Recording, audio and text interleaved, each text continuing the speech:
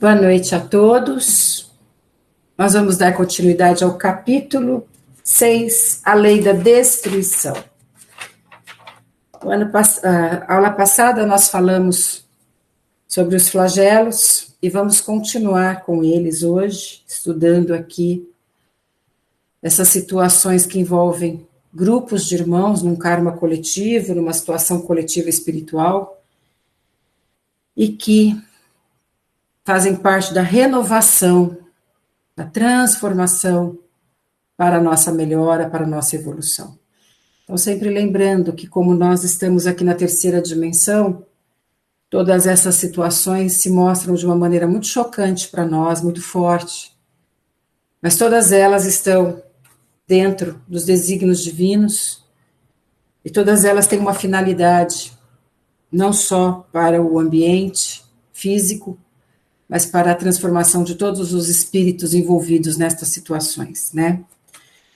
Então, nós vamos para a pergunta 738, onde os espíritos falam o seguinte, onde a pergunta aos espíritos é a seguinte: nesses flagelos, tanto sucumbe o homem do bem, de bem, como o perverso? Será justo isso? Eu acho que nós começamos a falar na semana passada sobre essa questão e vamos relembrar um pouquinho. Quando ocorrem estas catástrofes naturais, acidentes, pandemias, esses flagelos que envolvem um grupo de irmãos, nem todos eles estão na mesma condição, na mesma frequência espiritual, ou em karmas similares.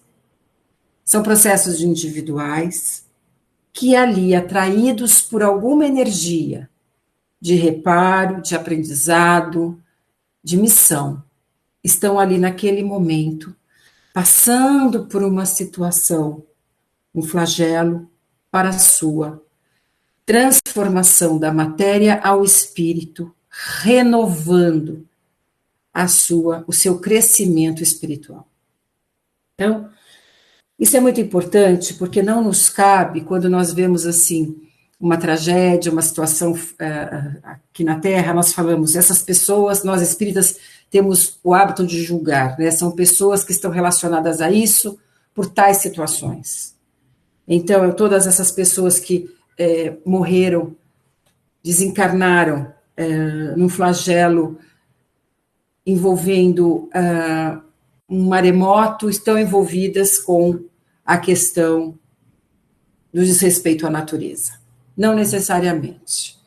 Às vezes a espiritualidade se utiliza, como nós já falamos, desta situação, para que ocorra o desencarne de alguns irmãos.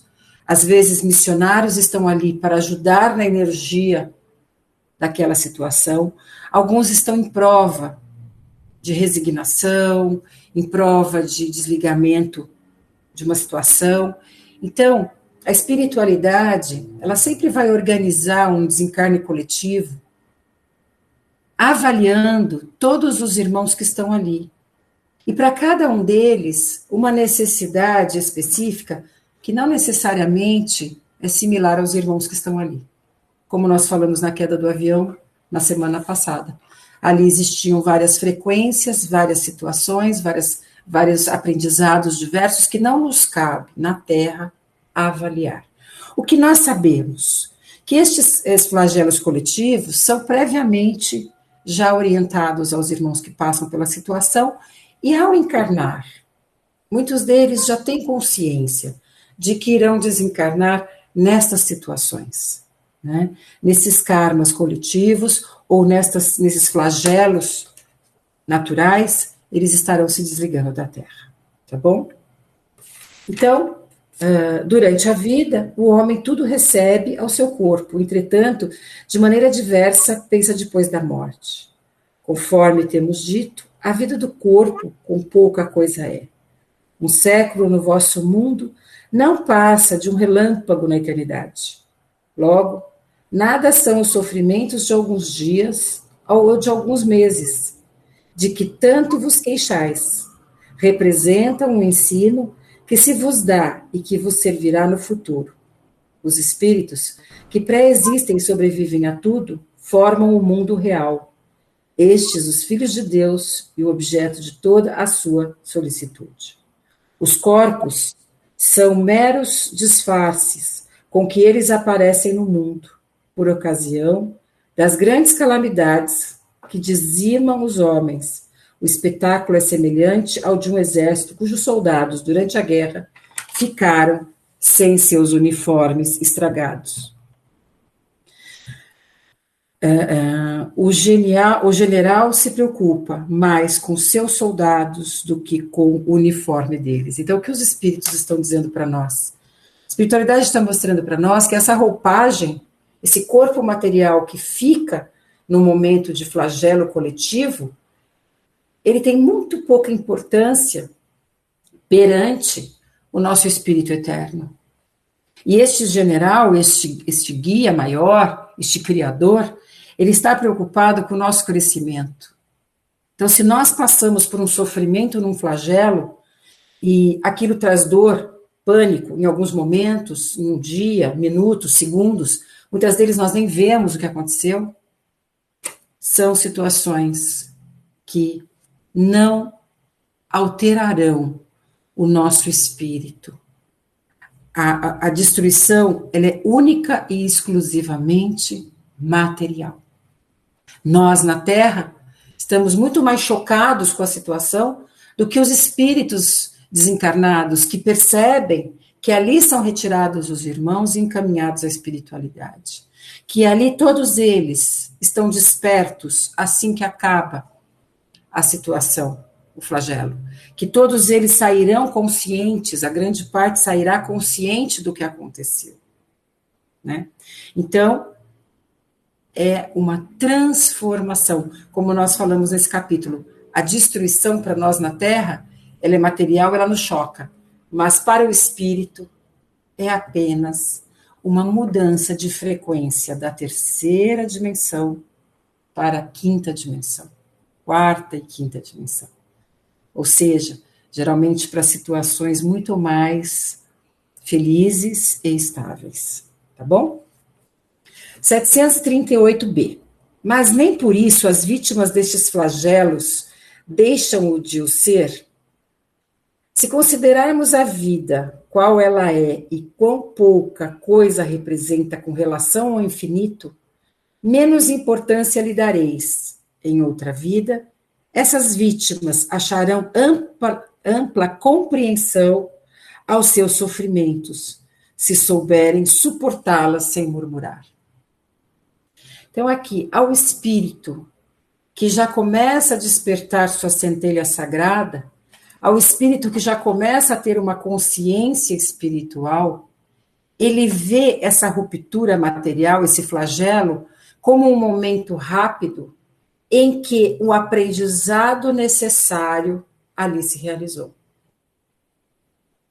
Porque temos que ali desenvolver o desapego, a separação, a morte repentina, né? E as mortes repentinas, elas exigem do espírito um desapego material importante, porque quando nós morremos abruptamente, nós não temos o desgaste gradual do fluido vital nas doenças. Nós podemos estar no auge do nosso fluido vital e ter que desencarnar num terremoto, numa peste, num desastre, e aquela energia toda vital, né? Ela terá que ser deixada aqui retirada para que o espírito possa ser removido à pátria espiritual. Então, este trabalho todo realizado junto à espiritualidade que ali está, favorecerá que o desencarne seja tranquilo, que por mais que a pessoa esteja com vigor físico, cheia de fluido vital, ela possa desencarnar sem sofrimento, né? Sendo esse fluido retirado para que ela não tenha a sensação da matéria. E o que faz isso? O desenvolvimento espiritual. O que faz isto? O auxílio dos nossos mentores. Então, tudo nessa situação é programada para que o socorro ocorra e para que as pessoas passem pelos aprendizados necessários, que são diversos. Por isso que é muito importante nós não universalizarmos como um karma específico.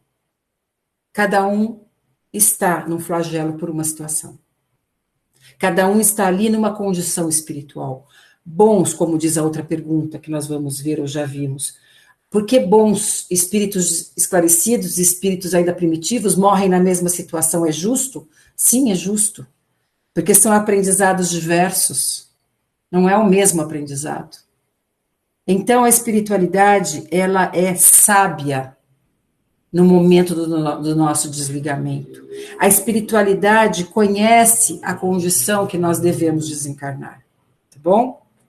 Então, os espíritos dizem o seguinte: venha por um flagelo, a morte, ou por uma causa comum, ninguém deixa por isso de morrer, desde que haja soado a hora da partida.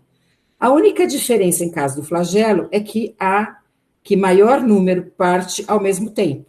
Se pelo pensamento pudéssemos elevar-no de maneira a dominar a humanidade e abrangê-la em seu conjunto, estes tão terríveis flagelos não nos pareciam mais do que passageiras tempestades no destino do mundo.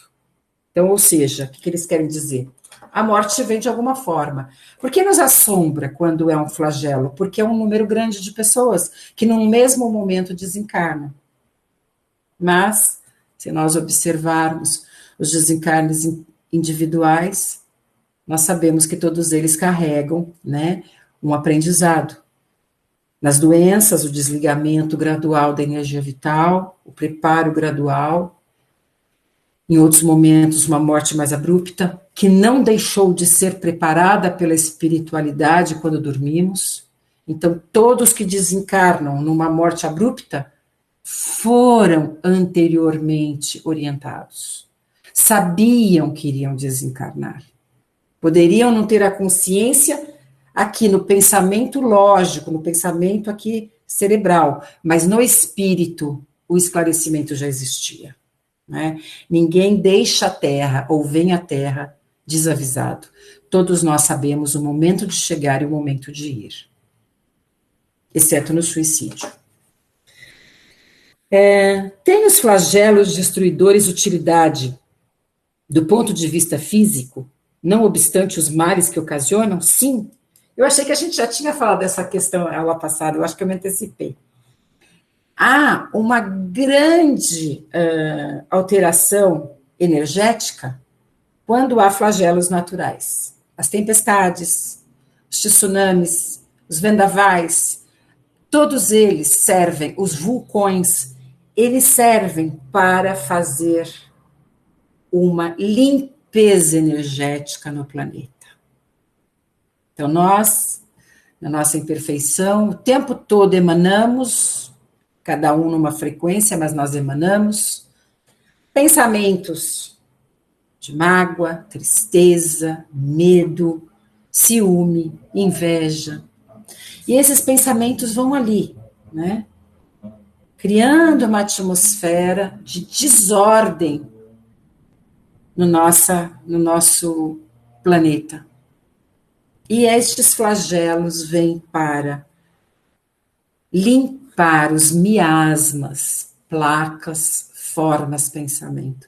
A gente fala em miasmas, acho que a gente nunca falou no curso o que significa miasma.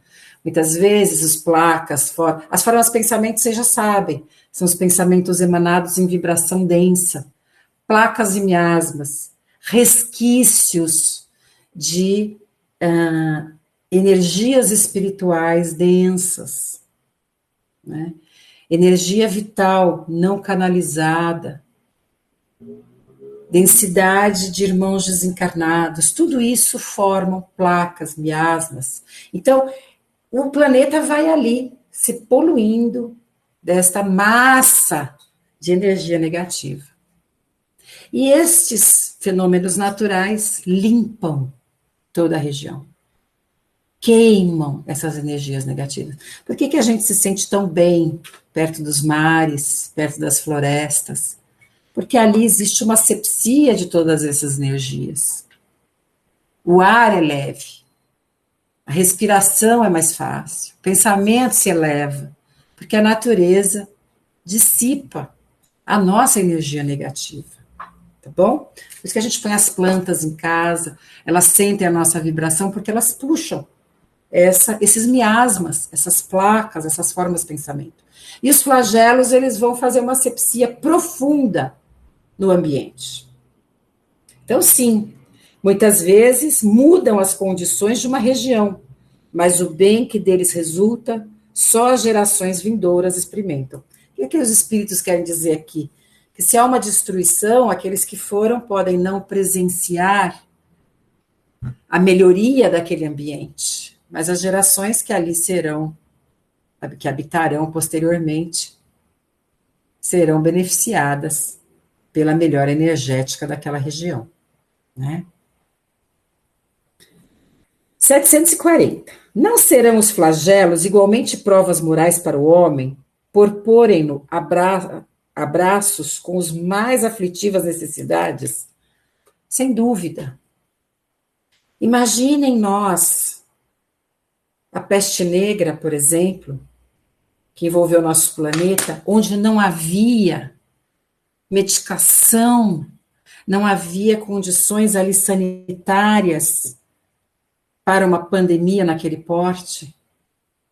Se nós conhecemos uma pandemia na nossa atualidade, na nossa geração, que com recursos da medicina a população tanto sofreu, imaginem sem recursos científicos. Então, os flagelos, muitas vezes, eles são envoltos de muito sofrimento, pelas doenças, pelas mudanças na região, pela escassez do alimento. Então, se nós pensarmos que, por exemplo, os vulcões, eles destroem grandes vilarejos, porque na parte próxima aos vulcões, a terra é extremamente fértil. Então, os povos orientais, ali na região da Baixa Ásia, eles faziam suas cidades ali tudo em volta dos vulcões para que favorecesse a agricultura. Quantas vezes houveram erupções vulcânicas que ali destruíram aquelas cidades, aquelas comunidades? Então, a gente vê que há sofrimentos nesses flagelos que vão realizar o quê? O desenvolvimento da humildade e resignação do espírito. Então, todas as dores que nós passamos na Terra, elas têm este propósito: a humildade, a caridade, a resignação. E os flagelos, por envolverem um número maior de pessoas, traz uma dor coletiva. E estas dores coletivas, muitas vezes, exigem uma resignação maior. Né? Imaginem na situação de um tsunami, de um terremoto, onde todos estão desesperados, quer dizer, precisa de uma força espiritual da comunidade toda, dos espíritos ali, para que haja uma aceitação, uma condição de esclarecer aquela dor, né? Então, é isso que os espíritos explicam. Os flagelos são provas que dão ao homem ocasião de exercitar a sua inteligência, de demonstrar sua paciência e resignação perante a vontade de Deus. Por que inteligência? Porque o homem é obrigado, quando ele tem um flagelo natural ou mediante um acidente, ele é obrigado a estudar aquilo, entender o que aconteceu. Então, a ciência se desenvolve, a tecnologia se desenvolve. Como nós falamos na aula passada, os meteoros que vêm aqui para atingir a Terra obrigam estudos de onde estão esses meteoros, quando eles estarão chegando, como eles poderão ser deslocados. Assim, as colonizações ao lado dos vulcões, né? E tantas outras situações que ocorreram, que obrigaram o homem a desenvolver condições fluviais, condições, estudo da meteorologia, estudo da ciência, estudo, no caso das pestes e das doenças, pandemias, o estudo científico de toda a parte de cura. Então, sempre haverá em todos os flagelos o desenvolvimento científico, porque o homem buscará respostas inteligentes para o que aconteceu, para que as novas gerações, ou a geração atual, se proteja. Então, por isso que há um desenvolvimento intelectual. Nós falamos do avião semana passada. Vai haver um estudo para ver as causas, para ver o que poderá prevenir novos acidentes. Então, o homem, em todos os flagelos, ele busca o desenvolvimento da sua inteligência, o avanço da sociedade, né?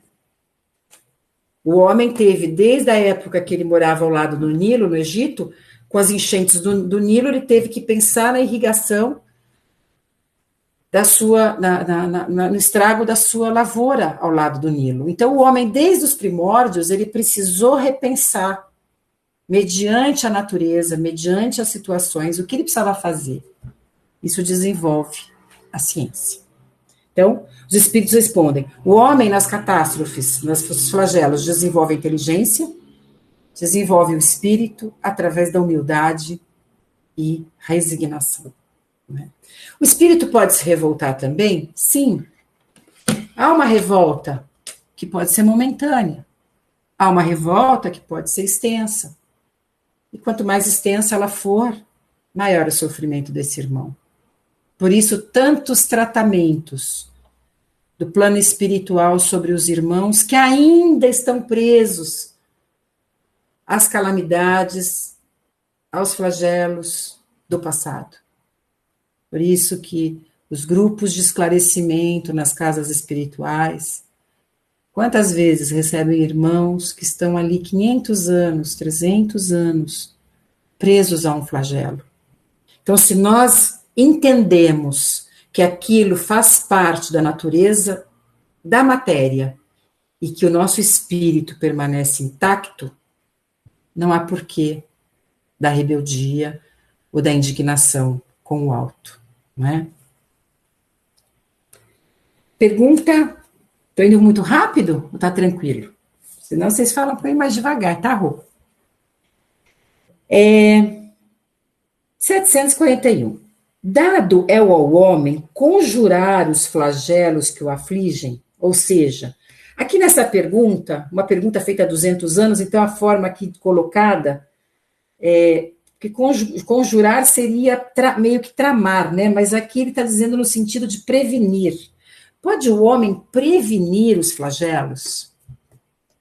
Com o seu desenvolvimento intelectual e moral, o homem passa a prevenir, sim. Ele desenvolve a ciência, ele sabe quando vai haver um terremoto, ele faz prédios, como a gente falou, que se movem, ele previne doenças, né? Ele controla situações naturais. Então, o homem passa a controlar. Mas, por exemplo, a gente vê modificações climáticas no nosso planeta que não estará na nossa mão nesse momento. O aumento do aquecimento global. Por imprudência do homem, a gente tem um fenômeno muito forte que vem à Terra. Segundo os cientistas, em 2050 nós teremos um aumento de 2 graus, parece, ou 3. É muita coisa. Então, o homem, já sabendo disso, ele já se programa para mudanças em relação ao aquecimento global, né? Então, pode o homem prevenir? Parte sim, mas como dizem os espíritos, há flagelos que o homem não conseguirá conter. Virão sobre nós situações que nós ainda não teremos controle. Como exemplo da última pandemia. Nos pegou totalmente ali, né, de surpresa, vamos dizer assim.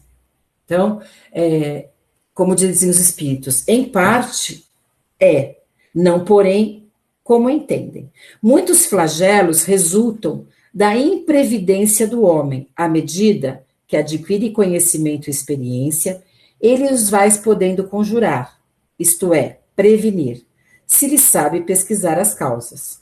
Contudo, entre os males que afligem a humanidade, alguns há de caráter geral que estão nos decretos da providência e dos quais cada indivíduo recebe, mais ou menos, o contragolpe. Então, a espiritualidade já nos avisa. Há coisas que não está na mão de nós aqui encarnados. Ocorrerão, né, e que nós não conseguimos ainda ter a tecnologia necessária para resolver, o tempo necessário para prevenir. Se surge uma nova pandemia, ou se surge uma mudança, nós temos aí que correr a ciência precisa correr. E não estamos preparados para tudo. Então, haverão situações que nos pegarão de surpresa. Exatamente, Vicente, obrigada. Exatamente. A esses nada pode o homem opor, a não ser sua submissão à vontade de Deus. Estes mesmos males, entretanto, muitas vezes se agrava com a sua negligência. Sim, se a temperatura aquece e nós continuamos a poluir, a destruir o meio ambiente, nós estamos sendo imprudentes. Então, o homem encarnado, ele sempre tem um comprometimento com a vida material que o cerca. Nos mundos evoluídos, certamente não terá furacão, não terá vulcão, porque a situação material é mais etérea. A vibração dos corpos materiais não é tão densa, porque a gente pensa que só o espírito se eteriza, não. A matéria também vai se eterizando, tanto que nos planetas evoluídos, se a gente pensar Júpiter, que é o nosso planeta mais desenvolvido aqui, ele é totalmente gasoso. E os espíritos ali habitam. Então, para eles é um plano material. Para nós, né? Então, os corpos vão também se depurando. Os corpos vão também se modificando. E aqui, no caso das situações que nós não podemos conter, somente a ciência e a ajuda da espiritualidade para organizar estes flagelos, tá bom? Aí os espíritos falam, na linha dos flagelos destruidores, naturais e independentes, o homem devem ser colocadas a peste, a fome, aqui eles também falam do flagelo, a fome, né? As inundações e as intempéries fatais às produções da terra.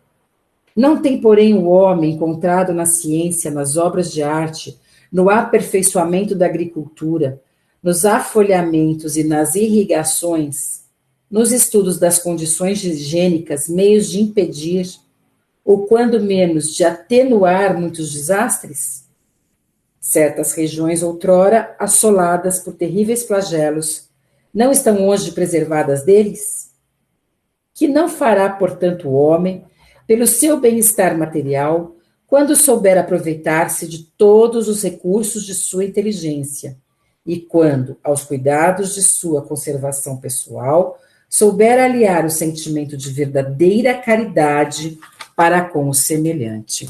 Ou seja, se nós não temos todos os recursos e não agirmos na caridade, continuará o sofrimento de regiões e povos não atendidos. Então, se nós vemos aqui regiões desérticas, regiões em seca, sem alimento, onde domina a fome, o que vai modificar esse cenário? A caridade. O olhar ao irmão sofredor para apaziguar a sua dor. Então, no sentido da caridade, a nossa ação moral para a mudança do planeta. E na condição material, a tecnologia. Né? Então, a gente vê, desde os primórdios, o homem fugindo das regiões desérticas. A gente vê o Oriente onde, por exemplo, os muçulmanos viviam na região ali da Arábia, de toda a arábica, né, que eles chamavam, eles foram para o Egito antes de Jesus, porque ali era tudo deserto, e foram buscar no Nilo também região para o alimento. Estes povos se ajudaram naquele momento? Sim, naquele momento sim. Depois começaram o quê? Guerrear por comércio, por propriedade.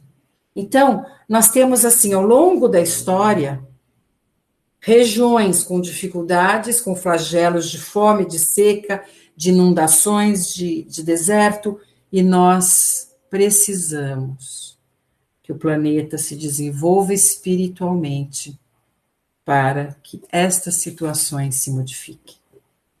Então, como dizem os espíritos, depende da caridade e depende da tecnologia, né? Aí a gente entra nas guerras. O flagelo terrível, né? Provocado pelo homem. Então, o homem, além dele sofrer os flagelos naturais, os flagelos que ele, sem consciência, desenvolveu, alterando o meio ambiente, os flagelos que não têm relacionamento com a sua responsabilidade, e a guerra, onde nem todos que estão ali, isso é muito importante a gente estudar nesse capítulo, sobre os flagelos das guerras, nem todos os que vão ao campo de batalha desejam aquilo. Nós vamos estudar isso nesse capítulo. Por alguns, no poder do mando, determinando situações para outros irmãos. Então, os espíritos dizem o seguinte para nós, nos casos dos flagelos das guerras: que é que impele o homem à guerra? Então, guerra existe desde os primórdios e continua acontecendo, guerras terríveis, como estamos vendo atualmente, que parece que nada mudaram. Não mudaram da época das cruzadas, não mudaram da época onde, no cristianismo, não mudaram nas invasões de Alexandre Magno, são todas iguais. Poder, materialidade, orgulho e desconhecimento espiritual. Por que o homem vai à guerra, determina uma guerra?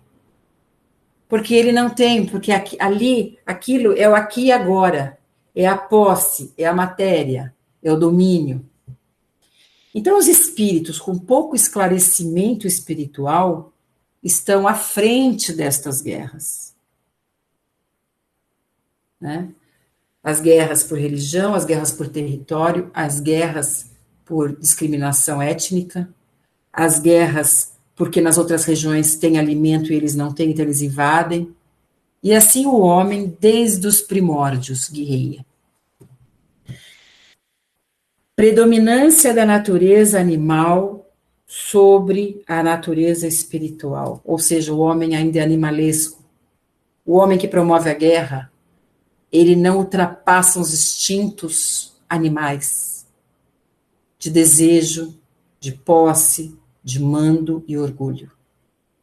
E se nós observarmos os gestores que comandam estas guerras, nós podemos entender, né?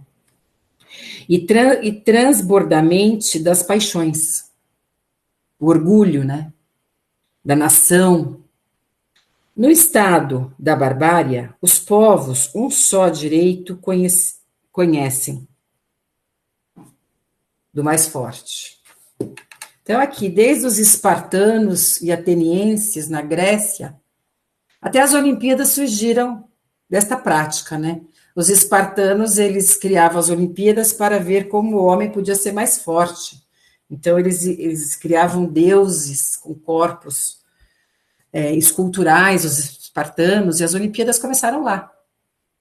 Eles treinavam o físico o tempo inteiro para guerrear com Atenas. Então, os povos milenares já se preparavam para as barbárias. E aqui, eles falam, o mais forte, porque não tinha armamento no começo, era o corpo, era o físico, como faziam os espartanos. Por isso é que, para tais povos, o da guerra é o estado normal. Era normal guerrear. Não tinha nenhum problema naquela época. Guerreava como algo que não pesava a consciência do povo, porque eles estavam ali para confrontar um outro povo diferente, que tinha uma tecnologia mais desenvolvida. Não existem. Desculpa, deixa eu ver a pergunta aqui. Vou ver. Já vou ver, Mar. Já te respondo. É a Margarete.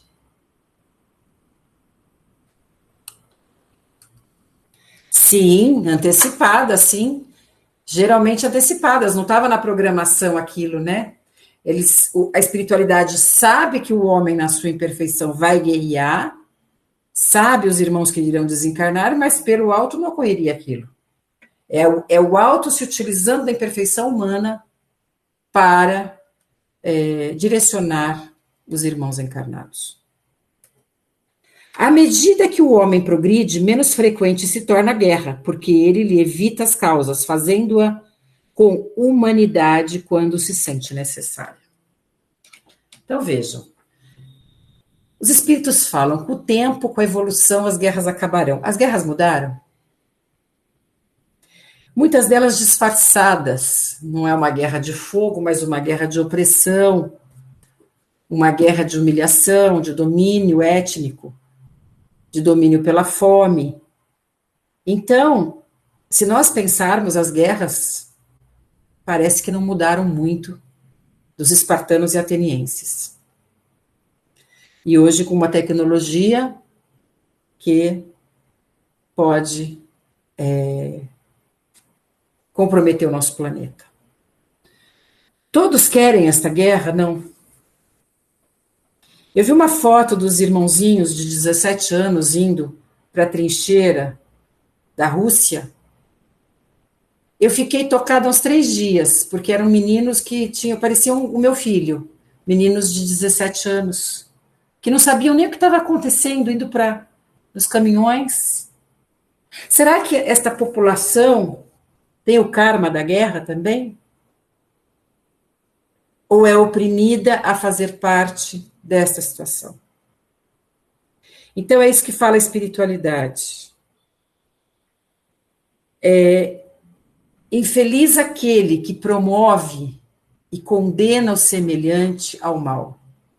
Porque esses irmãozinhos vão ter que ir para o combate, se colocar ali para matar ou morrer. E quem deliberou esta situação? Os grandes poderosos. E espíritos de luz estão ali nesta situação, numa prova dificílima, numa prova de extremo sofrimento. Então, quando o homem irá desenvolver o seu espírito para que o poder da governância na Terra não seja de opressão, mas de exemplo de caridade, exemplo de espiritualidade, exemplo de amor ao próximo. Então, as perguntas aos espíritos. Da face da Terra, algum dia a guerra desaparecerá? Sim, ela desaparecerá. Nos mundos regenerativos não existe guerra. Nós já deveríamos ter parado com a guerra aqui. Ainda guerreamos, das formas mais tristes que podemos imaginar, né? Há uma guerra legítima? Pergunta o grupo de Kardec aos espíritos. Quando ela promove a liberdade, ela pode ser aceita. Ou seja, criam-se guerras para oprimir, torturar, discriminar. E quando há um retorno disto, uma contenção desta ação era legítima segundo a espiritualidade, porque ela busca a justiça e busca a liberdade. Tá? Então vamos lá. Que objetivo a providência tornando necessária a guerra? Então, chega um povo, vou dar o exemplo, né, do Haiti, por exemplo. Aquele povo vivia ali, chegam os franceses e realizam o que realizaram no Haiti, por exemplo. O povo haitiano promove uma revolução contra os franceses que mataram, saquearam, exploraram, dizimaram, promovem uma rebelião e criam ali um confronto. Para a espiritualidade, a libertação deste povo, a situação seria legítima. Porque não é uma guerra pelo ódio, ou uma guerra pelo poder, ou uma guerra pela aquisição material, mas uma guerra pela liberdade do povo que ali vivia. Tá? Então, neste aspecto, então a gente vai sempre analisar na espiritualidade, nem tudo na espiritualidade é tudo igual. Existem as revoluções libertárias, e elas são vistas pela espiritualidade como uma reação ao mal gerado. Tá bom? Desde que a guerra deve ter por efeito produzir o advento da liberdade, como pode frequentemente ter por objetivo o resultado a escravização? O que ele está dizendo aqui? Que muitas vezes nesses combates existem irmãos que sofrem, são escravizados, são aprisionados. Toda guerra é um sofrimento. Toda guerra, ela não deveria ser justificada, porque ela terá injustiças aqui na Terra. Injustiças que, aos olhos da espiritualidade, todas ali estão numa situação energética explicável, mas aos olhos do homem, sofrimento, injustiça, escravidão, perda, morte. Então, apesar de todos os irmãos estarem ali, numa situação em que a espiritualidade coordena o que pode acontecer ou não, porque não acontece nada sem a permissão do alto, este sofrimento, quando gera a liberdade de um povo, ela é temporária. Então, se nós pensarmos que quando os índios se rebelaram aqui no Brasil, com a chegada de um povo que não compreendia a sua existência e eles reagiram na violência, é legítima essa reação para a espiritualidade? Não dá para comparar a uma revolução como a gente vê atualmente, né?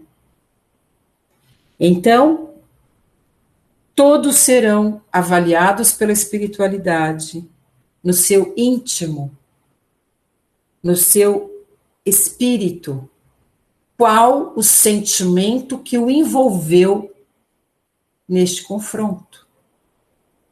Pode ter um soldado lá, um irmão lá, que não tem nada a ver com aquilo. E ele não será acusado de promover o sofrimento, porque ele foi obrigado a estar ali. Né? Aqueles que lutaram na Segunda Guerra pela libertação dos povos oprimidos estavam ali em busca da liberdade. Então,